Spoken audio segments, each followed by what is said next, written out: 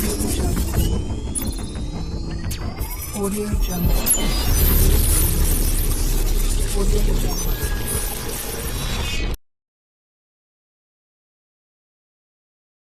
अस्सलाम वालेकुम व्यूअर, उम्मीद है आप तमाम खैर वाफियत से होंगे।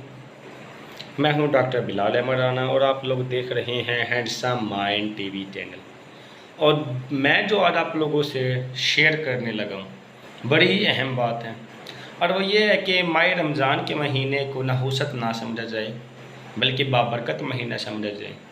इस महीने में बहुत सारे सहाबे कराम और मेरे नबी के दौर में शादियां तक हुई हैं, तो इस महीने को आप नहुसत समझने के बजाय बाबरकत समझें और इस महीने की बरकत को मज़ीद बेहतर बनाने के लिए आपको दो अहम करें जो हज़रत इमाम हुसैन की ज़ात ने किए।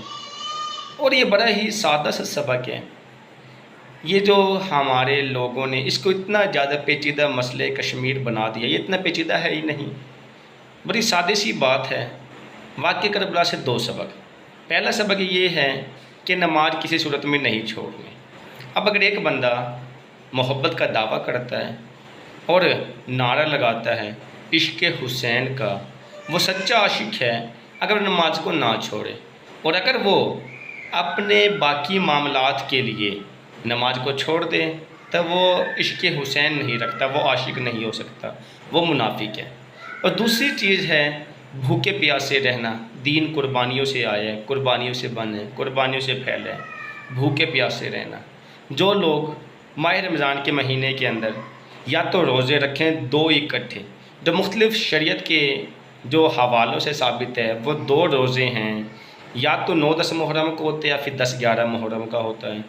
अच्छा, तीसरा अहम काम जो करने का है वो ये है कि भूखे प्यासे से मुराद ये है कि आप दूसरे लोगों को खिलाएं पिलाएं।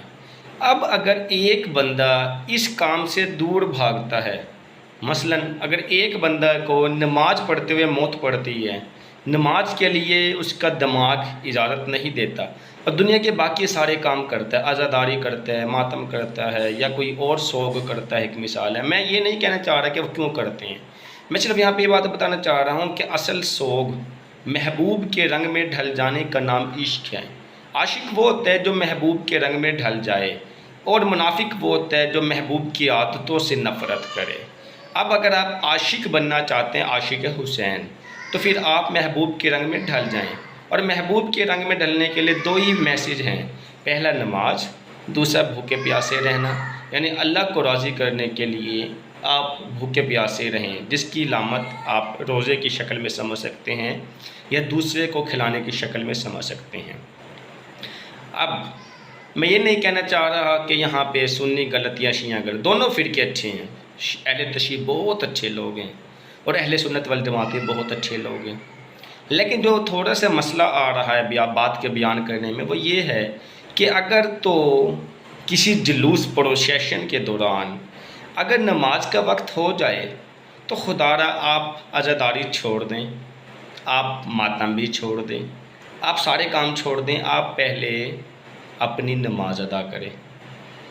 अभी पिछले दिनों मैं ड्यूटी पर मौजूद था कि 3:35 पे मैंने अपने बॉस से कहा कि जी मैंने सहरी करनी है। मेरे बॉस ने कहा कि जी यहाँ पे मातम बहुत ज़्यादा शिद्दत से अभी शुरू है, अभी छुट्टी नहीं मिल सकती। 3:56 पर सहरी का टाइम ख़त्म हो रहा है। मुझे ये डर था कि मेरी सहरी का टाइम मिस ना हो जाए, और हज़रत इमाम हुसैन से मोहब्बत तो तभी साबित होगी कि मैं भूखा प्यासा रहूं, नमाज़ें पढ़ूं और रोज़े रखूं। अब मैं इंतज़ार करता रहा, मुख्तसर ये कि मातम में इतने ज़्यादा मगन हो के वहाँ से जो सहरी का टाइम था वो फुर्सत ही नहीं कि कोई रोज़ा रख ले। अब सवाल ये पैदा होता कि मेरे तो जो बॉस थे वो बड़े अच्छे सोच के मालिक थे, उन्होंने मुझे आखिरी 15 मिनट पहले रिलैक्स कर दिया कि आप जाके सहरी कर लें। मैंने सहरी की, रोज़ा रख लिया, लेकिन मैं काफ़ी देर सोचता रहा। मैंने कहा कि मैं ये तो नहीं कहता कि अहले तशय्युअ गलत हैं या सही हैं या क्या हैं, लेकिन इतना ज़रूर जानता हूँ कि अगर नमाज का वक्त हो जाए تو کیسی محبت ہے، کیسا عشق حسین ہے کہ آپ نماز کے وقت پہ کوئی دوسرا کام کرتے ہیں؟ نماز کے وقت پہ آپ کو کوئی دوسرا کام کرنے کا شرعی اجازت ہی نہیں، شرعی طور پہ حکم ہے کہ جب اذان کی آواز آئے یا جب نماز کا وقت ہو تو آپ وہ کام کریں۔ اور بالکل اسی طرح سے اب 3:35 میں نے آپ کو بتایا کہ میں جا کے سحری کر رہا ہوں، جو لوگ ماتم میں بزی ہیں ان کو تو یہ گمان ہی نہیں کہ وہ جا کے روزہ رکھ لیں، کیونکہ حضرت امام حسین تو بھوکے پیاسے رہے ہیں۔ اس سے محبت کی دلیل تو تب ثابت ہوگی جب آپ بھوکے پیاسے رہیں، اس کا مطلب آپ کو عشق حسین ہے، اور اگر آپ ایسا نہیں کرتے تو اس کا مطلب آپ کو عشق حسین نہیں ہے، بلکہ آپ صرف اور صرف نعرے کی حد تک ہیں۔ اب جو لوگ سحری کے ٹائم کے بعد تک ماتم کرتے ہیں اور اس کے بعد نماز پڑھے بغیر سو جاتے ہیں، تو وہ کیسا عشق ہے کہ جو نماز سے دور بھاگ رہے ہو، اس میں آپ وہ کیسا عشق ہے جس میں آپ کھانے پینے سے دور بھاگ رہے ہو۔ دوسرا سنت زندہ کرنا اگر آپ چاہتے ہیں تو سنت زندہ کرنے کا طریقہ کار یہ ہوتا ہے کہ آپ وہ کام کریں کہ جو کام آپ کے حضرت امام حسین نے کیا۔ حضرت امام حسین نے کبھی اس طرح سے گھوڑیوں کو روڈ پہ لا کے نہیں کیا۔ اگر آپ لا رہے ہیں تو اس کا مطلب یہ ہے کہ آپ سنت کو زندہ نہیں کر رہے، بلکہ اس کے بعد لوگوں جو کام کیا آپ ان سنتوں کو زندہ کر رہے ہیں۔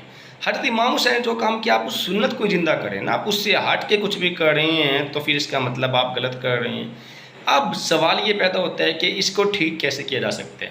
اس کو ٹھیک کرنے کا ایک طریقہ کار ہے، وہ یہ ہے آپ دل سے تسلیم کریں کہ میں آج سے اس طریقے پر چلوں گا جو حضرت امام حسین جس طریقے پر چلے تھے، اور حضرت امام حسین نے نماز مس نہیں کی اور حضرت امام حسین بھوکے پیاسے رہے۔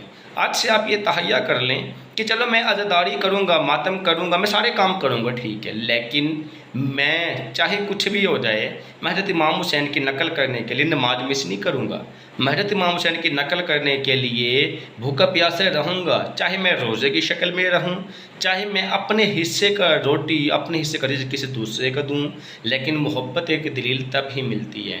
بڑی عام سی مثال ہے کہ محبوب کے رنگ میں ڈھل جانا عاشق کی علامت ہے، محبوب کی محبتوں سے، محبوب کی عادتوں سے دور بھاگنا منافق کی علامت ہے۔ اگر یہ ویڈیو آپ کو اچھی لگی ہے تو خدا را نماز کبھی مس نہ کرنا، آپ سچے عشق حسین والے بن جائیں گے۔ شکریہ، والسلام۔